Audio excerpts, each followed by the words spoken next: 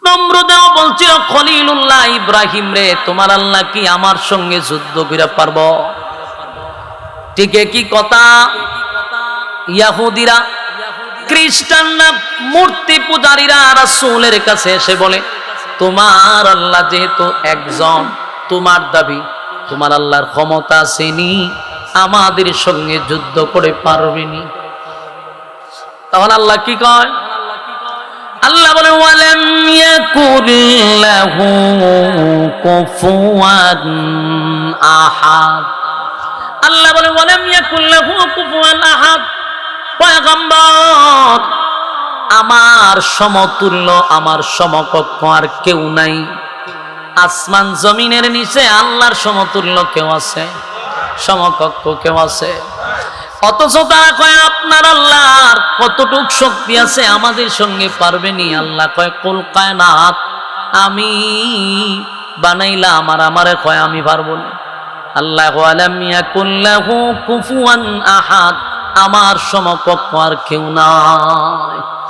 তাহলে সূরার মধ্যে তাদের প্রতিটা প্রশ্নের জবাব আমার আল্লাহ কিন্তু দিয়া দিছে। প্রথম হলো কুল হুয়াল্লাহু আহাদ, নবী বলুন আমি আল্লাহ একক, আল্লাহুস সামাদ, আমি কারো মুখাপেক্ষী না, লাম ইয়ালিদ ওয়া লাম ইউলাদ, আমি আল্লাহ কারো কাছ থেকে জন্ম নেই নাই, কাউকে জন্ম দেই নাই।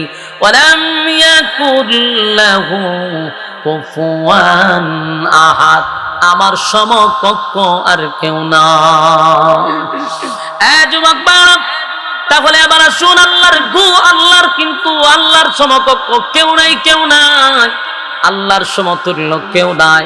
এই প্রশ্নের জবাব আল্লাহ সূরা কুল মধ্যে, সূরা ইখলাসের মধ্যে আল্লাহর পুরা শান মান কমপ্লিট একটা সূরা নাজিল করে বিশ্ববাসীরে জানায়া দিল। এই সূরার ভিতরে আমার আল্লাহর শান মান সব দেওয়া। সুবহানাল্লাহ। এবার তারা প্রশ্নের জবাব পাওয়ার পরে এই হলো সূরার কিছু সরল তরজমা শুনাইলাম। কোরআনটারে 3 ভাগের মধ্যে আমরা 2 ভাগ আলোচনা করছি। একটা হলো সরল তরজমা, আল্লাহ রাব্বুল আলামিন প্রশ্নের 3-4টা জবাব দিয়া দিয়েছে সূরা ইখলাস এর ভিতরে। তাদের আরো কিছু প্রশ্ন ছিল, আপনার আল্লাহ যে এককভাবে এত পৃথিবীটা এককভাবে চালায়, ইশারায় তামাম কুল কায়নাত চলে, আপনার আল্লাহর কি ঘুমে ধরে না? আপনার আল্লাহর কি কোনো ক্লান্তি আসে না? এই জবাবও আল্লাহ দিয়া দিয়েছেন। আল্লাহু লা ইলাহা ইল্লা হুয়াল হাইয়ুল কাইয়্যুম লা তাখুযুহু সিনাতুন ওয়ালা নাওম।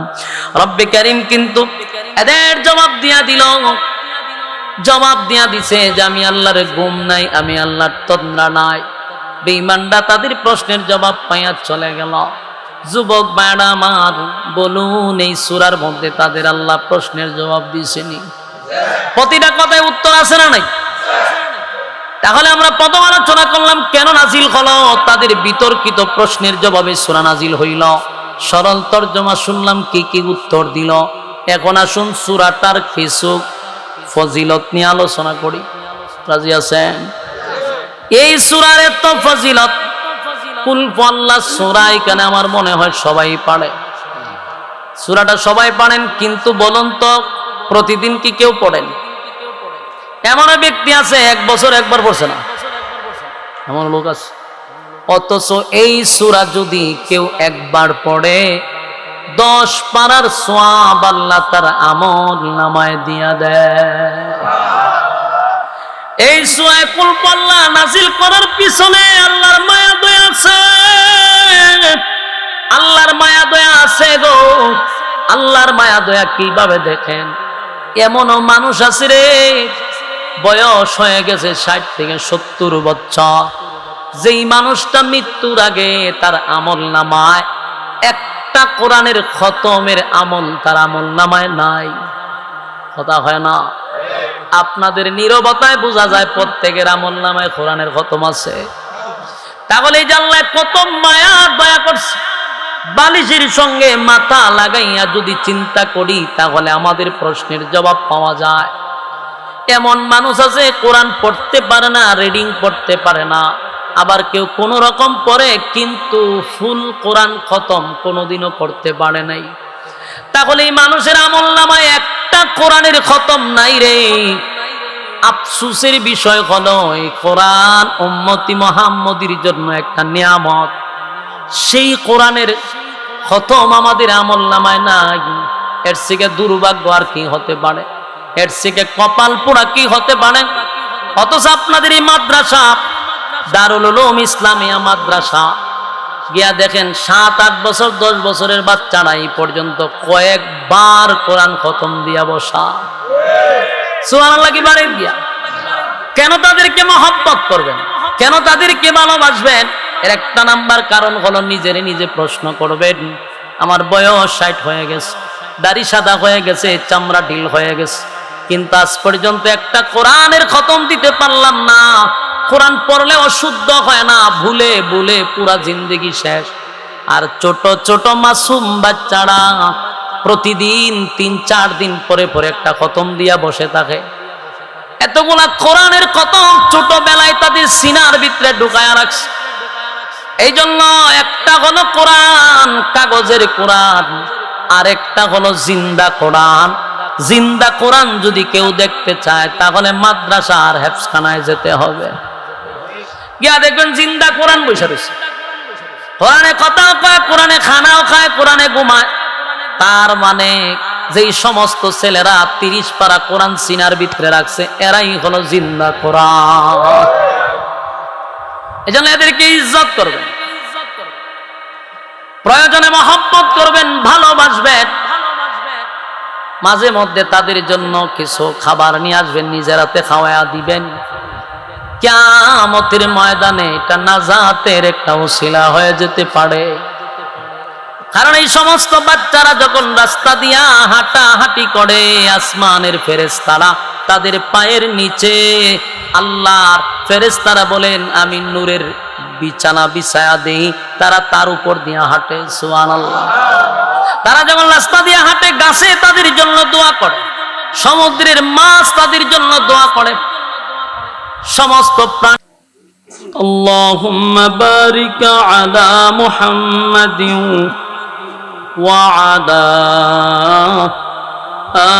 আলি মুহাম্মাদ কামা বারাকতা আলা ইব্রাহিম ওয়া আলা ইন্নাকা হামিদুম মাজিদ। আলহামদুলিল্লাহ। করাতখান্দি দারুল উলুম ইসলামিয়া রোশনিয়া মাদ্রাসার দস্তরবন্দি উপলক্ষে 2 দিন ব্যাপী 15তম বার্ষিক ইসলামী সম্মেলনের আজকের যিনি সম্মানিত সভাপতি হযরত মাওলানা আতিকুল্লাহ সাহেব দামাত বরকাতুহুম, সভাপতিত্ব পালন করছেন হাজী আব্দুল আহাদ সাহেব, হাজী মনসুর মাস্টার সাহেব, প্রধান অতিথি যিনি অসংখ্য আলেমের উস্তাদ আল্লামা মুফতি মুবারকুল্লাহ সাহেব দামাত বরকাতুহুম, মুহতামিম জামিয়া ইসলামিয়া ইউনুসিয়া ব্রাহ্মণবাড়িয়া। আরও আছেন পীরে কামেল হযরত মাওলানা শাহ সলিমুল্লাহ খাদিম সাহেব, হাফেজ মুফতি উবাইদুল্লাহ মাদানী সাহেব সহ দিগার হযরত উলামায়ে কেরাম। উপস্থিত আছেন তরুণ যুবক ভাইরা, মুরব্বিয়ানে আজম। আওয়াজ যতটুকু দূরে যায় অবস্থানরত পর্দানিশী মা ও বোনেরা, সকলকে আমার অন্তরস্থল থেকে জ্ঞাপন করছি মুবারক সবটুকুন শুকরিয়া আল্লাহ সুবহান মুইয়ান গড়িয়ান সর্বশক্তিমান আল্লাহ পাকের জন্য, যিনি দুনিয়ার সমস্ত ফিতনা ফাসাদ থেকে হেফাজত করে, হাজারো মানুষের মাঝখান থেকে যাচাই এবং বাছাই করে কিছু সংখ্যক মানুষকে দ্বীনের জন্য কবুল করে উলামায়ে কেরামদের সোহবতে বসায় রাখছে। আমরা আসতে পেরে বসতে পেরে খুশি না বেজা? রাস্তাঘাটে দোকানপাটে যেই সমস্ত ভাইয়েরা সময় নষ্ট করতেছেন, তাদের কাছে আমার একটা বিনয়ের সাথে অনুরোধ, হায়াত যদি থাকে, বেঁচে যদি থাকি তাহলে আগামী কালকেও আড্ডা মারা যাবে, গল্প করা যাবে, সময় নষ্ট করা যাবে যদি বেঁচে থাকেন। কিন্তু আগামী কালকে বেঁচে থাকলেও এখানে বসা যাবে না। এই জন্য প্রতিদিনের মতো যাদের গল্প করে অভ্যাস, সময় অপচয় করে অভ্যাস, তাদেরকে বলবো যেহেতু আপনাদের প্রতিদিনের এটা রুটিন করা, আড্ডা মারা, সময় নষ্ট করা, কালকেও বেঁচে থাকলে করতে পারবেন। কিন্তু আগামীকালকে বেঁচে থাকলেও এখানে বসার কোনো সুযোগ নেই। এই জন্য আমরা রাস্তাঘাটে সময় নষ্ট না করি, আমরা প্যান্ডেলে চলে আসি ইনশাআল্লাহ। লম্বা সময়ও নেই, আমার পরেও ওলামায়ে কেরাম আছে, আপনারা সময় নষ্ট না করেন। অত্যন্ত গুরুত্বপূর্ণ একটা মজলিস, ফজিলতপূর্ণ একটা মজলিস, বরকতপূর্ণ মজলিস। যতক্ষণ আপনারা প্যান্ডেলের ভিতরে থাকবেন গুনাহ না হওয়াটাই সম্ভব। প্যান্ডেলের বাহিরে গেলে গুনাহ হওয়া সম্ভব। তাই গুনাহমুক্ত পরিবেশে আল্লাহ বসার সুযোগ করে দিয়েছে, এই জন্য শুকরিয়া আদায় করছি আলহামদুলিল্লাহ। আল্লাহ রাসূল বলেন নাযালাত আলাইহিমুস সাকিনা, দ্বীনি মজলিসে বসা থাকলে উপর থেকে সাকিনা রহমত নাজিল হয়। আপনারা লাগাতে সুবহানাল্লাহ আছেন কোন সময় কোন কেউ মারা গেলে লক্ষণে তো এরকমই আওয়াজ দিয়েন, বলুন উপর থেকে সাকিনা রহমত নাজিল হবে, খুশি না বেজা? প্যান্ডেলের ভিতরে না বাইরে? ভিতরে। আমরা বাহিরে যারা আছি ভিতরে চলে আসি। ওয়াজ মাহফিল করানোর উদ্দেশ্য হলো শক্ত দিল যেন আল্লাহ নরম করে দেয়, পরিবর্তন যেন হয়ে যায়, এবং গুনাহ থেকে যেন মানুষ ফিরে আসে। এই উদ্দেশ্যেই মাহফিল করানো, হেদায়েতের রাস্তা দেখায় দেয় ওলামায়ে কেরাম, এই অনুযায়ী জীবনযাপন করা। না আমরা যদি রাস্তাঘাটে চলি তাহলে এই হেদায়েত পাবো কোথায়? আমরা সবাই বসে যাই ইনশাআল্লাহ। আপনাদের সামনে আমি কমপ্লিট একটা সূরা তেলাওয়াত করছি, সকলের কাছে পরিচিত প্রসিদ্ধ সূরা।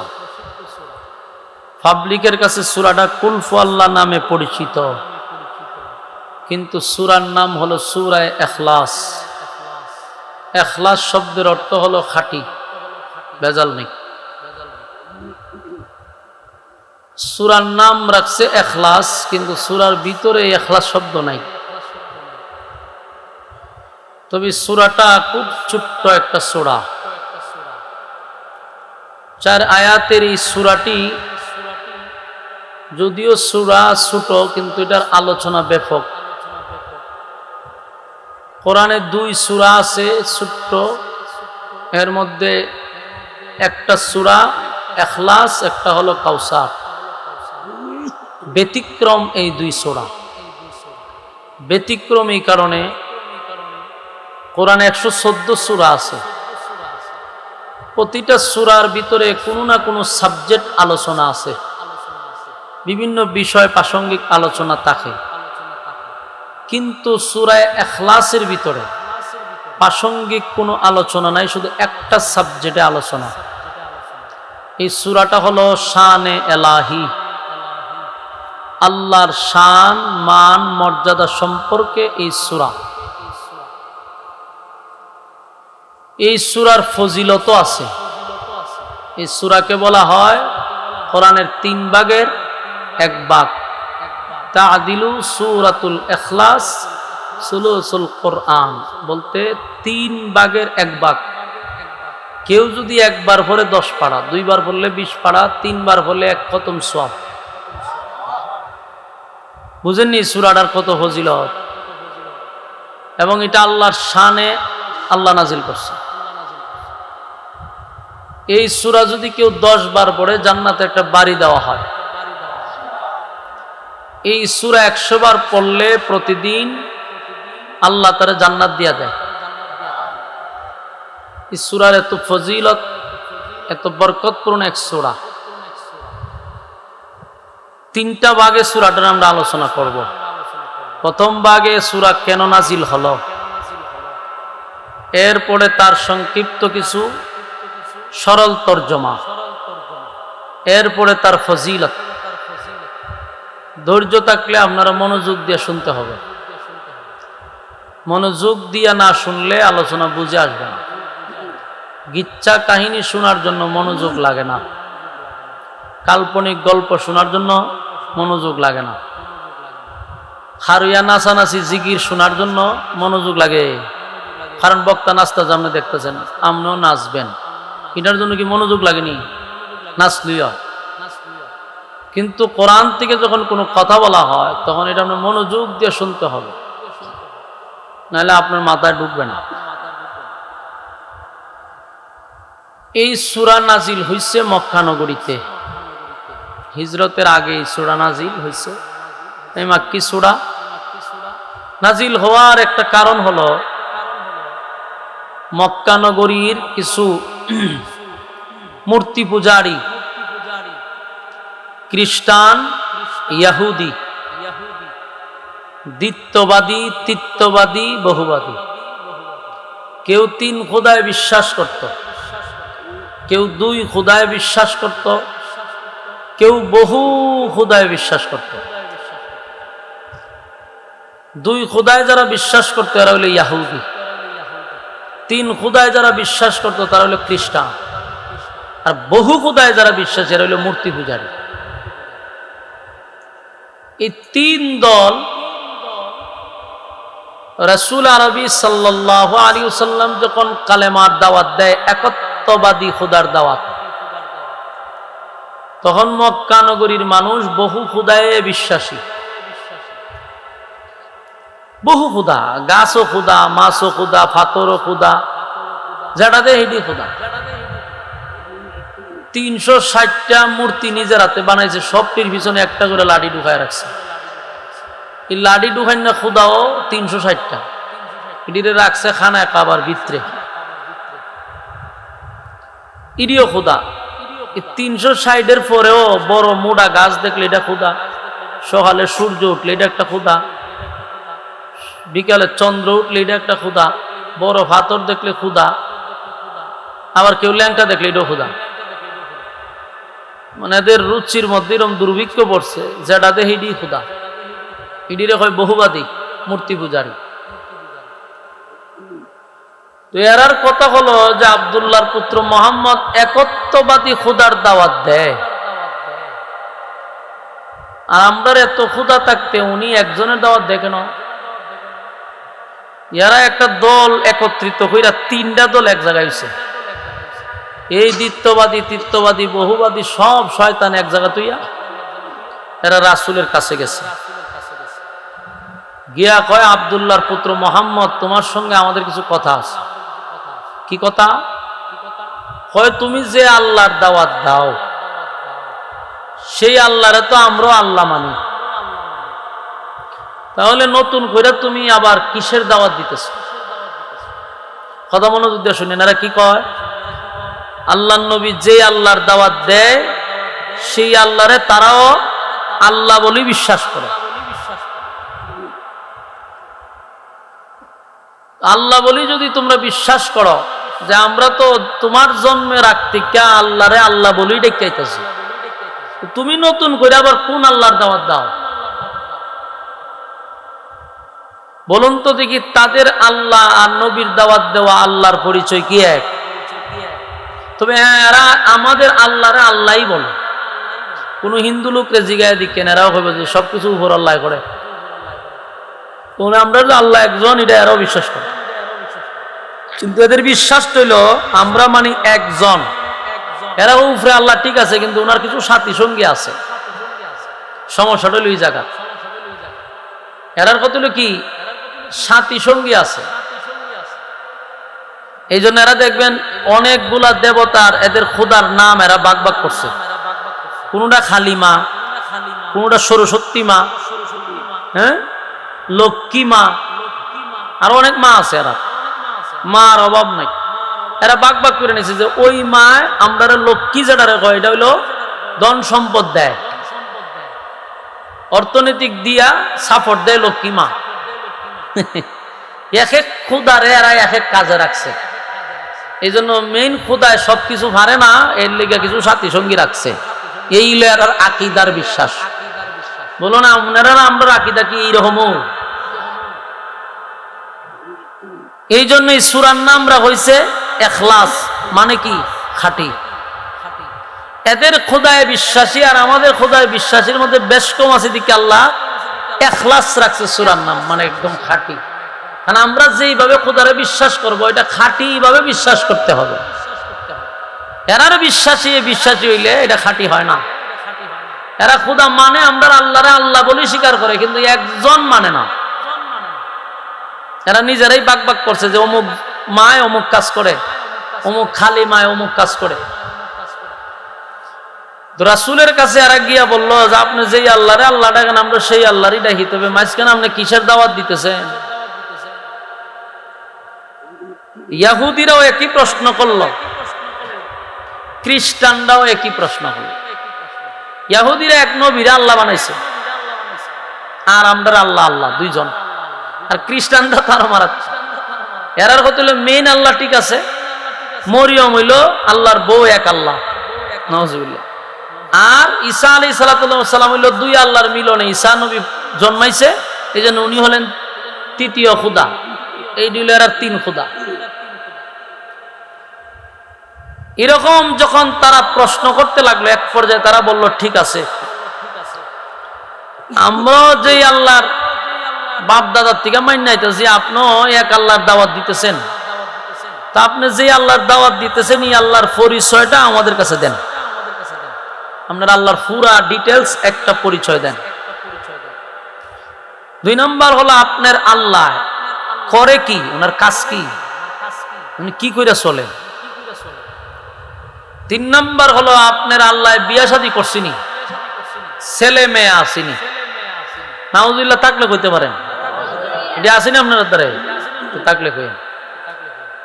তিন নম্বর প্রশ্ন হলো আল্লাহ বিয়ানি করছে স্বাধীনই করছে, ইতা জিগায় বাচ্চা কাচ্চা আসেনি। চার নম্বর হলো আপনার খোদার শক্তিটা কি পরিমাণ, আমরা সাথে লাগলে পারবো নি, হয় আপনার আল্লাহ শক্তি মুক্তি আসেনি, লাগলে পারবো নি আমরা। এরকম কিছু বিতর্কিত প্রশ্ন রাসূলের কাছে তিন দলাইয়া করতেছে, কিন্তু রাসূল কোনো উত্তর ব্যক্তিগত দিতেন না। বলুন রাসূল কি মন গড়া দিতেন? রাসূল মন গড়া কোনো উত্তর দিতেন না। রাসূল তখনই উত্তর দিতেন যখন আল্লাহ জানাইতেন সেটা মানুষকে জানাইতেন, ব্যক্তিগত কোনো কথা বলতেন না। রাসূল বসে রয়েছে, হঠাৎ করে জিবরাইল আলাইহিস সালাতু ওয়াস সালাম রাসূলের সামনে হাজির। আয়েশা বলতেছে এরা যে প্রশ্নগুলি আপনারা বিতর্কিত করতেছে, এই প্রশ্নের উত্তরে আল্লাহ একটা সূরা কমপ্লিট নাজিল করছে, শানে ইলাহি সূরা ইখলাস, কুল হুয়াল্লাহ সূরা। এই সূরাটা নাজিল হওয়ার কারণটা এখন বুঝছেন নি? এটার কারণ আরো অনেকগুলা বোঝানো সম্ভব ছিল, কিন্তু সময় কম। তখন যদি আমি খালি কারণ হতে জায়গাতে বাইরে আলোচনা করব সময়, এই জন্য শর্টকাট সময় আপনাদের আছে, আমার দ্বারা নাই, সময় তো আপনাদের আছে, আমাদের তো থাকতেই হবে। এখন এই সূরা নাজিল হওয়ার যে সংক্ষিপ্ত কারণ আমার বুঝতে পারছেন আপনারা? আপনারা আওয়াজ না দিলে ভাই আমার আওয়াজ বের করতে পারতেন না, এমনি এক মাইক ধরায় দিচ্ছেন, এটা নিয়ে আমি টেনশনে আছি। এর মধ্যে যে আপনারা চুপ থাকেন এটা আরেক সমস্যা। তিন নম্বর হলো যে শ্রোতা আইছেন, শ্রোতার উপর অনেক সময় বক্তব্য ডিপেন্ড করে। এখন আপনারা যদি সব দিকে আমার মাইরা তখন তা আমি ওয়াজটা করতাম কেমন? ওয়াজ করার তো বক্তার একটা আগ্রহ তৈরি হওয়ার দরকার। তা আপনারা মুখও বন্ধ করে রাখছেন, শ্রোতাও আজকে জনসমুদ্র হয়ে গেছে, আমি ওয়াজটা করতাম কেমন? অন্তত আওয়াজটা তো আপনাদের কাছে আছে না? সবাই বুবা, বুবা হলে তো বাবু করবেন, তো বুঝে নিতাম, মন রে বুঝাইতাম যারা বুবা। আপনারা তো কত বুঝতে পারেন, তাহলে একটা আওয়াজ দেন, আওয়াজ দিলে আওয়াজ বাইর হয়। এটা যারা শিক্ষক, যেমন এখানে অনেক বুজুর্গ আছে, শিক্ষক যারা এরা যখন পড়ায় ছাত্র যদি কথা না কয় তখন শিক্ষকের মেজাজটা গরম হয়ে যাবে, ছাত্ররে পড়াইতে ভালো লাগে। এটা একটা ক্লাসের মতন। শ্রোতা যদি মাঝে মধ্যে কথা না হয়, বলনেওয়ালার কথা বলতে আগ্রহ তৈরি হয় না। আমি না খালি যে কোনো বক্তার সময় কথা বলি। সম্মানিত সুধী, তাহলে সূরা ইখলাস মানে কুল আল্লাহ নাজিল হওয়ার কারণটা তো বুঝছে। ওই এরা বিতর্কিত প্রশ্ন রাসূলকে করতেছে, আল্লাহ তখন সূরা কুল আল্লাহ নাজিল করে আর প্রতিটা প্রশ্নের উত্তর দিয়া দিছে। আল্লাহ নাজিল করে বলে কুল হুয়াল্লাহু আহাদ, নবী আপনি বলুন আমি আল্লাহ একক। তিন দল রাসূলকে প্রশ্ন করছিল, প্রথম আপনার আল্লাহর পরিচয় দেন, আপনার আল্লাহ কতজন? কারণ তারা তো এক খোদায় বিশ্বাসী নয়, তারা কেউ বহু খোদায় বিশ্বাসী, কেউ দুই খোদায় বিশ্বাসী, কেউ তিন খোদায় বিশ্বাসী। আর আল্লাহর নবী একত্ববাদী খোদার দাওয়াত দেয়, এক আল্লাহর দাওয়াত দেয়। এই জন্য তারা প্রশ্ন করছে আপনার আল্লাহর সাথী সঙ্গী কতজন? আল্লাহ জবাবে বলে কুল হুয়াল্লাহু আহাদ, নবী আপনি বলুন আমি আল্লাহ একক অদ্বিতীয়, আমার কোনো ইলাহ নাই, আমার কোনো শরীক নাই। বলুন আল্লাহর কোনো শরীক আছে?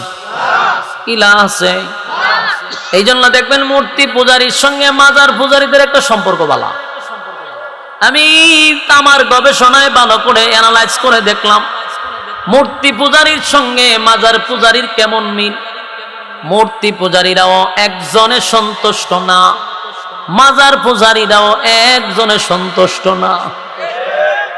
হিন্দুরা নিচে যত মা আর মাজার পূজারী নিচে সব বাবা। বাস্তব না বাস্তব?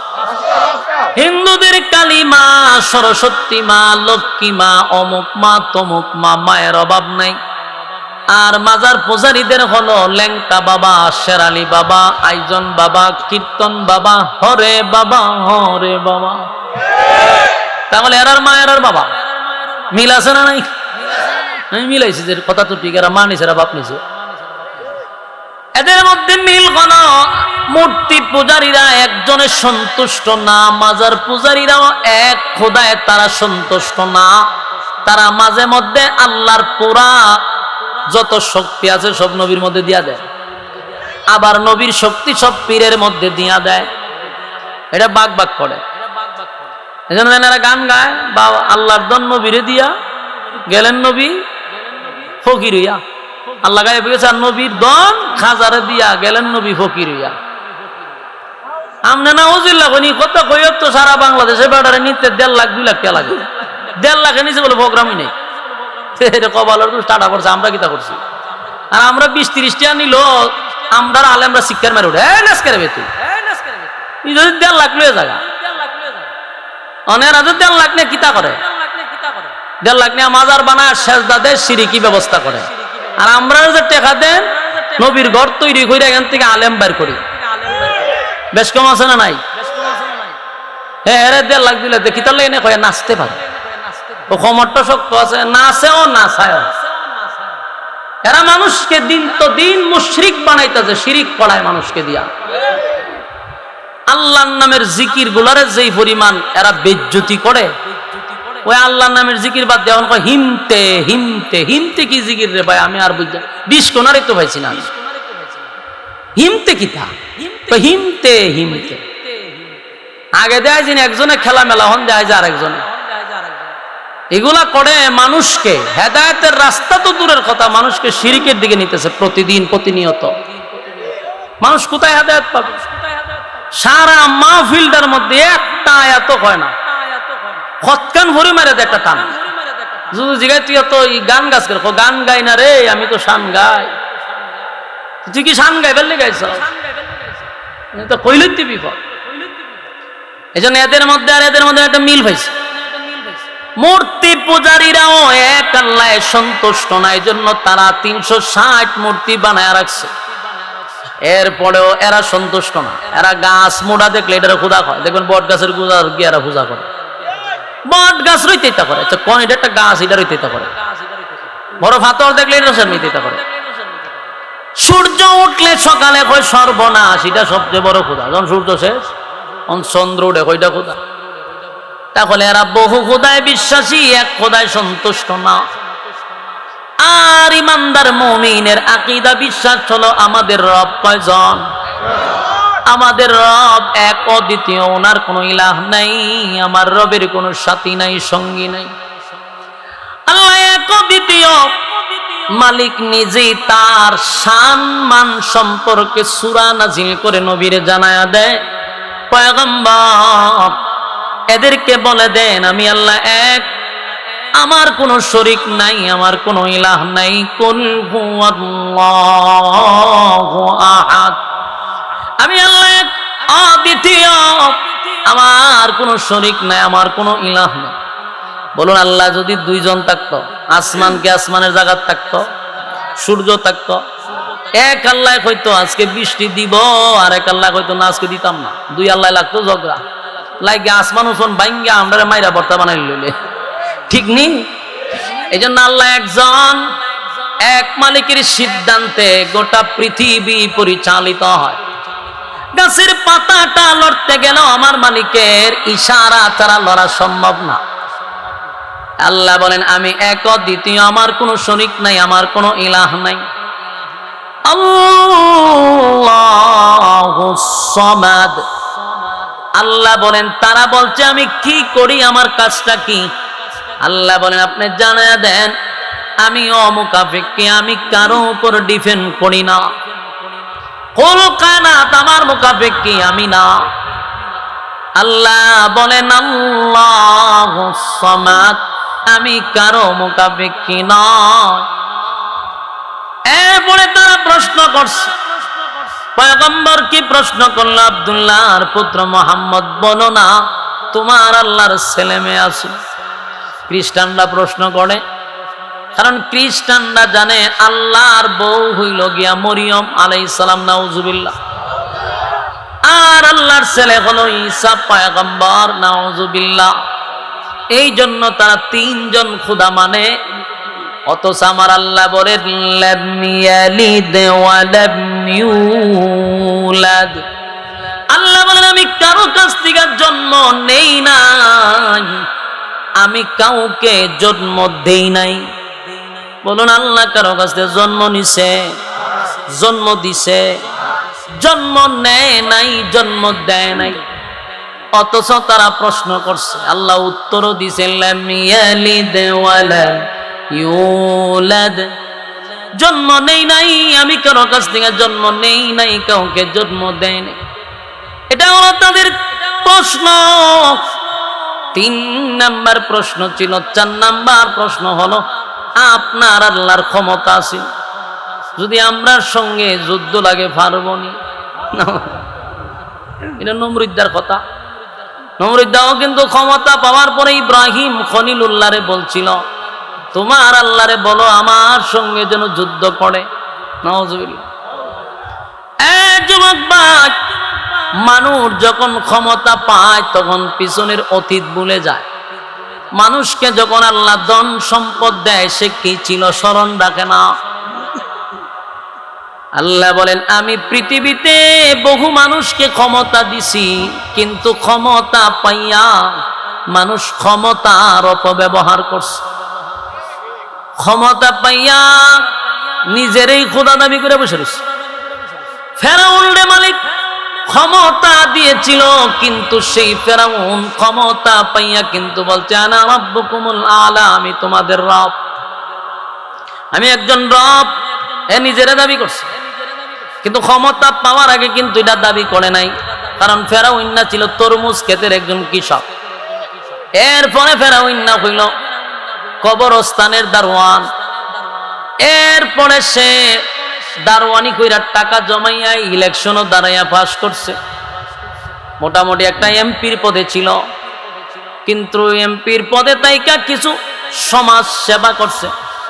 আমরা দেশ আগের নেতারা কিছু 1 কেজি চাল দিয়া 10টা ছবি তুলছে। চাল কারে দিতেছে এটাই বোঝা গেছে না, ছবির ক্যামেরার ছুটে দিছে 1 কেজি চাল।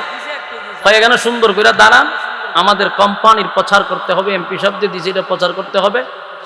দুমছে স্লিপ একটার পর একটা মারতেছে না। এবার আমার 1 কেজি চাল দিয়া এইভাবে তোরা ফেসবুকে সারা শুরু করছো। তো অনেক সময় ফেসবুকে দেখা যায় কারে দিতাছে এটি বোঝা যায় ঠিক নেই।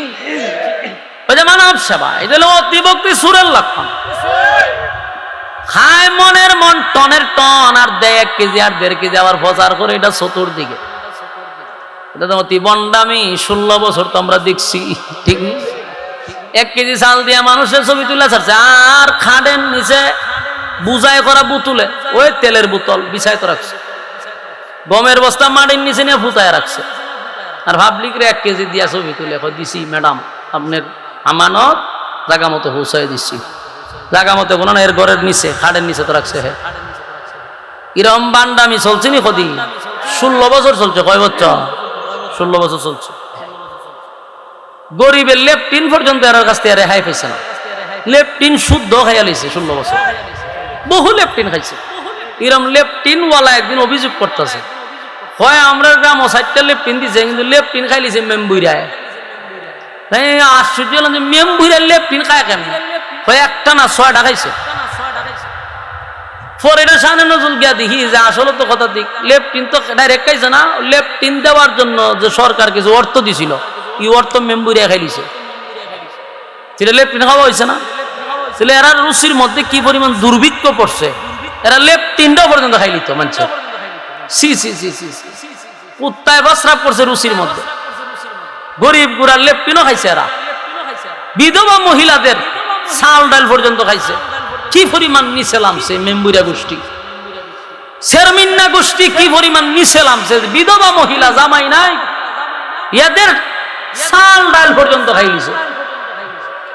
আমরা ঠিক কইলো ঠিক, না কইলো ঠিক, মানে আমরা তো সুবিধাবাদী। কারণ চেয়ারম্যান যদি আশেপাশে থাকে, এর লেগে আমরা জি কইতে অসুবিধা হয়।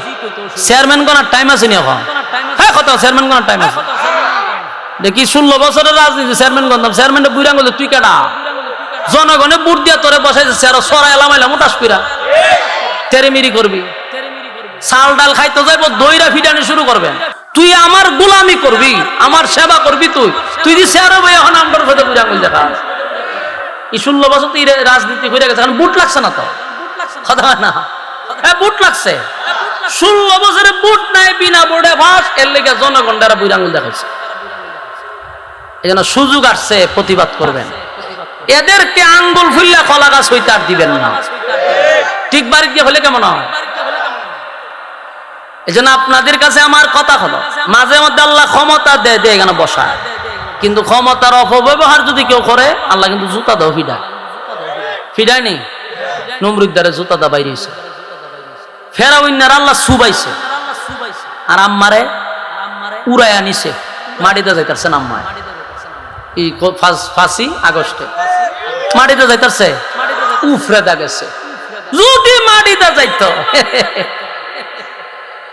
জুতার নিচে খবর হয়ে যেত। আল্লাহ বলেন ক্ষমতা দেই দিয়া পরীক্ষা করি, ক্ষমতা পাইয়া ক্ষমতার অপব্যবহার করিস না। কারণ ইজ্জতের মালিক আমি, বেইজ্জতি করার মালিকও আমি। আমি তোর ইজ্জত দিছি বান্দা, শুকরিয়া আদায় কর। আমার মালিক আমার ইজ্জত দিছে, সম্মান দিছে, আল্লাহর শুকরিয়া আদায় করা দরকার ছিল। কিন্তু শুকরিয়া তো দূরের কথা, নেতা হইলে আগে বোতল খাইতো না, নেতা হওয়ার পরে ওপেন বোতল খায়। তাহলে কি আল্লাহর শুকরিয়া আদায় করলো না? বুড়া আঙুল দেখাইলো। আল্লাহ কয়টা ক্ষমতার অপব্যবহার করছে। আর ক্ষমতার অপব্যবহার যারা করে, এদের পরিণাম নমরুদের মতো হয়, ফেরাউনের মতো হয়।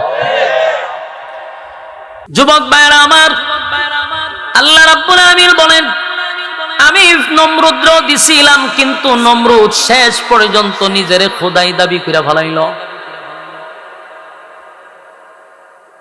একটু কথা কম বলি। তাহলে নমরুদরে আল্লাহ কি দিছিল? ক্ষমতা দিছিল, কিন্তু নমরুদ নিজের খোদাই দাবি করে নিছে। নমরুদেও বলছিল, খলিলুল্লাহ ইব্রাহিম রে, তোমার আল্লাহ কি আমার সঙ্গে যুদ্ধ করে পারবো? ঠিক কি কথা? ইহুদিরা, খ্রিস্টানরা, মূর্তি পূজারীরা রাসূলের কাছে এসে বলে, তোমার আল্লাহ যেহেতু একজন, তোমার দাবি তোমার আল্লাহর ক্ষমতা আসেনি, আমাদের সঙ্গে যুদ্ধ করে পারবেনি। তখন আল্লাহ কি কয়? আল্লাহ বলে ওয়ালাম ইয়াকুল লাহু কুফুয়ান আহাদ। আল্লাহ বলে ওয়ালাম ইয়াকুল লাহু কুফুয়ান আহাদ, পয়গম্বর আমার সমতুল্য, আমার সমকক্ষ আর কেউ নাই। আসমান জমিনের নিচে আল্লাহর সমতুল্য কেউ আছে? সমকক্ষ কেউ আছে? অথচ তারা কয় আপনার আল্লাহর কতটুক শক্তি আছে আমাদের সঙ্গে পারবেনি। আল্লাহ কয় কুল কায়নাত আমি বানাইলাম আর আমারে কয় আমি পারবো না। আল্লাহ ওয়ালাম ইয়াকুল লাহু কুফুয়ান আহাদ, আমার সমকক্ষ আর কেউ নাই। তাহলে সূরার মধ্যে তাদের প্রতিটা প্রশ্নের জবাব আমার আল্লাহ কিন্তু দিয়া দিছে। প্রথম হলো কুল হুয়াল্লাহু আহাদ, নবী বলুন আমি আল্লাহ একক, আল্লাহুস সামাদ, আমি কারো মুখাপেক্ষী না, লাম ইয়ালিদ ওয়া লাম ইউলাদ, আমি আল্লাহ কারো কাছ থেকে জন্ম নেই নাই, কাউকে জন্ম দেই নাই। ওয়া লাম ইয়াকুল লাহু কুফুয়ান আহাদ, আমার সমকক্ষ আর কেউ না। যুবক বালক, তাহলে আবার শুন, আল্লাহর কিন্তু আল্লাহর সমকক্ষ কেউ নাই, কেউ নাই, আল্লাহর সমতুল্য কেউ নাই। এই প্রশ্নের জবাব আল্লাহ সূরা কুল ফাল্লার মধ্যে, সূরা ইখলাসের মধ্যে আল্লাহর পুরা শান মান কমপ্লিট একটা সূরা নাজিল করে বিশ্ববাসীরে জানায়া দিল। এই সূরার ভিতরে আমার আল্লাহর শান মান সব দেওয়া আছে। সুবহানাল্লাহ। এবার তারা প্রশ্নের জবাব পাওয়ার পরে এই হলো সূরার কিছু সরল তরজমা শুনাইলাম। কোরআনটারে 3 ভাগের মধ্যে আমরা 2 ভাগ আলোচনা করছি। একটা হলো সরল তরজমা, আল্লাহ রাব্বুল আলামিন প্রশ্নের 3-4টা জবাব দিয়া দিয়েছে সূরা ইখলাসের ভিতরে।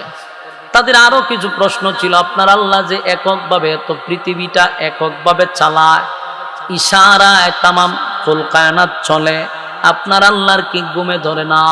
আপনার আল্লাহর কি কোনো ক্লান্তি আসে না?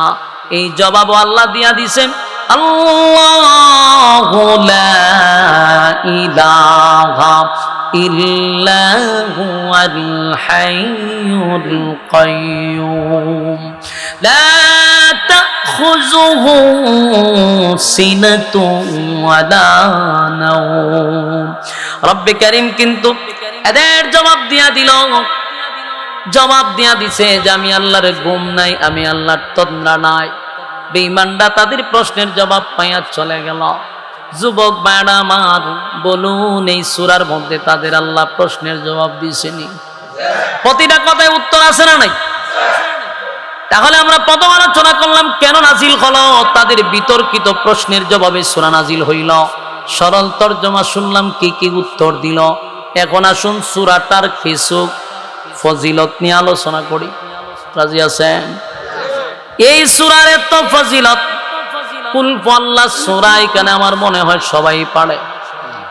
সূরাটা সবাই পড়েন, কিন্তু বলুন তো প্রতিদিন কি কেউ পড়েন? এমন ব্যক্তি আছে 1 বছর একবার পড়ছে না, এমন লোক আছে। অথচ এই সূরা যদি কেউ একবার পড়ে 10 পারার সওয়াব আল্লাহ তার আমল নামায় দিয়া দেয়। এই সূরা কুল ফাল্লাহ নাজিল করার পিছনে আল্লাহর মায়া দয়া আছে, আল্লাহর মায়া দয়া আছে গো। আল্লাহর মায়া দয়া কিভাবে দেখেন? এমনও মানুষ আছে রে, বয়স হয়ে গেছে 60 থেকে 70 বছর, যেই মানুষটা মৃত্যুর আগে তার আমল নামায় একটা কোরআনের খতমের আমল তার আমল নামায় নাই। কথা হয় না? আপনাদের নীরবতায় বোঝা যায় প্রত্যেকের আমল নামায় কোরআনের খতম আছে। তাহলে এই যে আল্লাহ কত মায়া দয়া করছে, বালিশের সঙ্গে মাথা লাগাইয়া যদি চিন্তা করি তাহলে আমাদের প্রশ্নের জবাব পাওয়া যায়। এমন মানুষ আছে কোরআন পড়তে পারে না, রিডিং পড়তে পারে না, আবার কেউ কোন রকম পড়ে কিন্তু ফুল কোরআন খতম কোনোদিনও করতে পারে নাই। তাহলে এই মানুষের আমল নামায় একটা কোরআনের খতম নাই রে। আফসোসের বিষয় হলো এই কোরআন উম্মতি মুহাম্মদীর জন্য একটা নিয়ামত, সেই কোরআনের খতম আমাদের আমল নামায় নাই। এর থেকে দুর্ভাগ্য আর কি হতে পারে? এর থেকে কপাল পোড়া কি হতে পারে? অথচ আপনাদের এই মাদ্রাসা, দারুল উলুম ইসলামিয়া মাদ্রাসা, গিয়া দেখেন 7-8 বছর 10 বছরের বাচ্চারা এই পর্যন্ত কয়েকবার কোরআন খতম দিয়া বসা। সুবহানাল্লাহ কি বাড়ি দিয়া। কেন তাদেরকে মহব্বত করবেন, কেন তাদেরকে ভালোবাসবেন? এর একটা নাম্বার কারণ হলো নিজেরে নিজে প্রশ্ন করবেন, আমার বয়স 60 হয়ে গেছে, দাড়ি সাদা হয়ে গেছে, চামড়া ঢিল হয়ে গেছে, কিন্তু আজ পর্যন্ত একটা কোরআনের খতম দিতে পারলাম না। কোরআন পড়লে অশুদ্ধ হয় না, ভুলে ভুলে পুরা জিন্দেগি শেষ। আর ছোট ছোট মাসুম বাচ্চারা প্রতিদিন 3-4 দিন পরে পরে একটা খতম দিয়া বসে থাকে। এতগুলা কোরআনের খতম ছোটবেলায় তাদের সিনার ভিতরে ঢুকায়া রাখছে। এই জন্য একটা হলো কোরআন, কাগজের কোরআন, আর একটা হলো জিন্দা কোরআন। জিন্দা কোরআন যদি কেউ দেখতে চায় তাহলে মাদ্রাসা আর হেফজখানায় যেতে হবে। গিয়া দেখবেন জিন্দা কোরআন বসে রয়েছে, কোরআনে কথাও কয়, কোরআনে খানাও খায়, কোরআনে ঘুমায়। তার মানে যেই সমস্ত ছেলেরা 30 পারা কোরআন সিনার ভিতরে রাখছে, এরাই হলো জিন্দা কোরআন। এই জন্য এদেরকে ইজ্জত করবেন, প্রয়োজনে মহব্বত করবেন, ভালোবাসবেন। মাঝে মধ্যে তাদের জন্য কিছু খাবার নিয়ে আসবেন, নিজের হাতে খাওয়ায়া দিবেন। কিয়ামতের ময়দানে এটা নাজাতের একটা ওসিলা হয়ে যেতে পারে।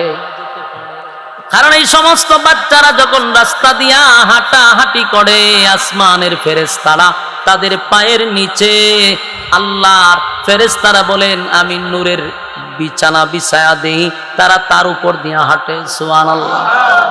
তারা যখন রাস্তা দিয়ে হাঁটে, গাছে তাদের জন্য দোয়া করে, সমুদ্রের মাছ তাদের জন্য দোয়া করে, সমস্ত প্রাণীরা তাদের জন্য দোয়া করে। আমি আর তুমি তাদেরকে দমক দেই, কিন্তু তাদের জন্য দোয়া করে আল্লাহর মাখলুকাত। সুবহানাল্লাহ। কেন? তাদের ভিতর আছে কোরআন, তারা মাসুম, আর প্রতিদিন আল্লাহর সঙ্গে তারা কথা বলে। সুবহানাল্লাহ। তুমি আর আমি গভীর রজনীতে আমাদের ঘুমটা বাড়ি হয়, শেষ রাত্রে যখন চলে আসে আমাদের ঘুম আমাদেরকে আরো ঝাপটা দিয়া দৌড়ে। ঘুমটা তখন খালি জমে, আমি আর তুমি ঘুমায়া থাকি। কিন্তু নজুলের রহমতের সময় শেষ রাত্রিতে মাদ্রাসার দিকে তাকায়া দেখবা ছোট ছোট কচি কচি মাসুম বাচ্চারা, যেই সমস্ত বাচ্চারা নিজের মা বাবা তাদেরকে মুখে তুলে খাবার খাওয়ায়, সেই বাচ্চাগুলি গভীর রাত্রে ঘুম থেকে জাগ্রত হইয়া পানি দিয়া উযু করে পবিত্র হইয়া আল্লাহর কুদরতি পায়ে তারা সেজদা দেয়। এবং গভীর রজনীতে তুমি আর আমি ঘুমায়া থাকলেও তারা গুনগুনাইয়া আল্লাহর কোরআন তেলাওয়াত করে। যুবক ভাই, আমরা যেই পরিমাণ গুনাহ করি গো, যেই পরিমাণ আকাম কুকামের পিএইচডি আমরা করছি, এই জমিন আল্লাহ কবে ধ্বংস করে দিত, জমিন আল্লাহ তলায়া দিত, আমাদের উপরে গজব আসত। কেন গজব আসে না? কেন ভূমিকম্প হয় না? কারণ যেই সময় গজব আসবে ছোট ছোট মাসুম বাচ্চারা আল্লাহর সঙ্গে কথা বলতে থাকে। সুবহান।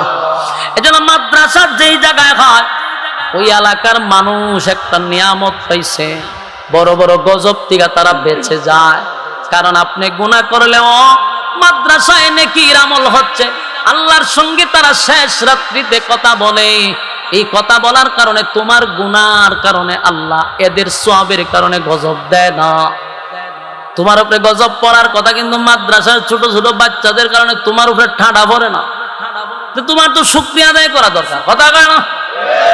মাদ্রাসার ছাত্রদেরকে ভালো করে শুনে, নিজের একটা ছেলেরে হাফেজ আলেম বানাইতেও যদি না পারেন, অন্তত হাফেজ আলেমের শ্বশুর হওয়ার চেষ্টা করবেন।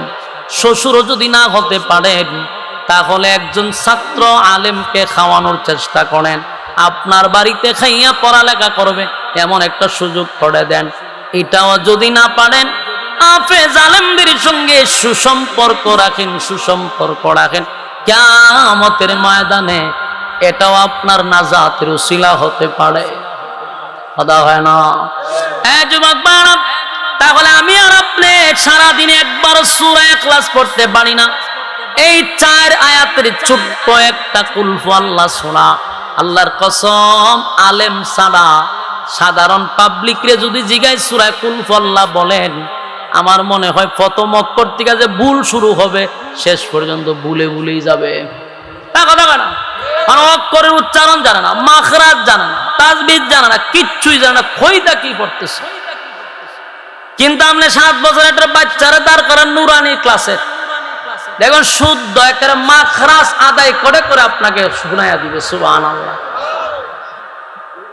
তাহলে সূরা ইখলাস সুযোগ পাইলে লজ্জার বিষয় না, শিকার জন্য কোনো বয়স লাগে না। এ কথা কয় না? ব্যবসার জন্য যখন আপনারা শিখতে যান, কাজ শিখতে যান, তো কোরআন শিখেন না কেন? বুড়া হইলেও কোনো শিক্ষার কোনো বয়স নাই। মাদ্রাসার ছাত্রদের কাছে শিখবেন, বলে আমার 2টা সূরা শুদ্ধ করে শিখায়া দাও। 2টা শেষ হইলে বলে আর 2টা লাগবে। যদি 4টা সূরা আপনার সহি শুদ্ধ থাকে, নামাজ চলে যাবে, নামাজটা চলবে। তাহলে কমপক্ষে 4টা সূরা সহি শুদ্ধ দরকার আছে না নাকি? যদি শিখবেন কইতে মাদ্রাসা যদি না থাকে। আমি আপনাদের কাছে জানতে চাই, সূরা ইখলাস পারেন কিন্তু শুদ্ধ করে অনেকেই পারেন না। যদি শুদ্ধ করে পড়তে পারেন একবার, 10টা পারার সওয়াব আল্লাহ আমলনামায় দিবে। 2 বার পড়লে 20 পারা, 3 বার পড়লে 30 পারা সওয়াব আমলনামায় দিবে। এবার শুনুন, আল্লাহ সূরা ইখলাস নাজিল করে আমাদের প্রতি কত আল্লাহর মায়া, কত সহজ হয়ে গেছে। মরার পরে যখন দেখব আমাদের আমলনামায় একটা কোরআনের খতম নাই রে, সেদিন আফসোসের সীমা থাকবে না। আর যদি কেউ সূরা ইখলাস প্রতিদিন 3 বার পড়ে, 3 বার যদি প্রতিদিন পড়ে, তাহলে প্রতিদিন 3 বার করে পড়লে এক খতমের সওয়াব, 365 দিনে 365টা কোরআনের খতমের সওয়াব তার আমলনামায় লেখা হবে। এই বছর এইভাবে যদি 60 বছর বাঁচে, তাহলে আপনি হিসাব করে ক্যালকুলেটরে দিয়া দেখেন যে আপনার কত কোরআনের সওয়াব, খতমের সওয়াব আপনার আমলনামা জমা হয়েছে। দুনিয়ার থেকে যেদিন আপনি বিদায় হয়ে যাবেন, আপনাকে যখন পুনরায় আবার দাঁড় করানো হবে, গজবের ফেরেশতা আপনার পাশে আসলে কোরআনের খতমগুলি চতুর্দিকে দাঁড়ায় বলবে আমরা কোরআন। গজবের ফেরেশতা সামনে আসতে পারে। এজন্য আমাদের জন্য আল্লাহ সহজ করে দিছে, আমরা প্রতিদিন কয়বার পড়ব। তাহলে আজকে একটা খতম সওয়াব লইয়া বাড়ি যাওয়ার দরকার আছে না নাই? আমার সঙ্গে পড়ুন, কুল হুয়াল্লাহু আহাদ আল্লাহুস সামাদ লাম ইয়ালিদ ওয়া লাম ইউলাদ ওয়ালাম ইয়াকুল লাহু কুফুয়ান আহাদ। এই মুহূর্তে যারা পড়ছেন প্রত্যেকের আমলনামায় 10 পারার সওয়াব। সুবহানাল্লাহ। কুল হুয়াল্লাহু আহাদ আল্লাহুস সামাদ লাম ইয়ালিদ ওয়া লাম ইউলাদ ওয়ালাম ইয়াকুল লাহু কুফুয়ান আহাদ। 20 পারার সওয়াব পাইছেন। সুবহানাল্লাহ। আবার পড়েন, কুল হুয়াল্লাহু আহাদ আল্লাহুস সামাদ লাম ইয়ালিদ ওয়া লাম ইউলাদ ওয়া লাম ইয়াকুল লাহু কুফুয়ান আহাদ। এই মুহূর্তে যারা পড়ছেন প্রত্যেকের আমলনামায় একটা করে কোরআনের সওয়াব কিন্তু জমা হইছে। আরো জোরে। তাহলে বলুন, আজকের মাহফিলে আসার কারণে আপনাদের লাভ না লস? আমাদের মাহফিলে আসলে মানুষ কোরআনের খতম নিয়ে বাড়ি যায়, কিন্তু আফসোসের ব্যাপার হলো অনেক মাহফিলে আসলে নাচতে নাচতে বাড়ি যায়। এজন্য আপনাদের আজকের এই মাহফিলে বসার কারণে লস হচ্ছে না লাভ হচ্ছে? তাহলে এই লাভটা কি একদিনই থাকতো না, প্রতিদিন চলতো? যারা শুদ্ধ করে পারেন না, ওয়াদা করেন আমরা শিখবো, প্রতিদিন 3 বার পড়ব। আল্লাহ বলেন এক খতম কোরআনের সওয়াব আমলনামায় দিব। এই মর্মে কারা কারা রাজি হাত তুল্লা দেখায়া দেয়।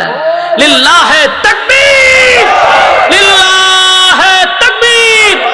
ওই হাত নামাইছেন, হাত তুলে। আমি হাত তুলে একটা ওয়াদা করাইতেছি, বলুন আজকের পর থেকে আমরা কমপক্ষে 3 বার পড়ব। ইনশাআল্লাহ। এবং এই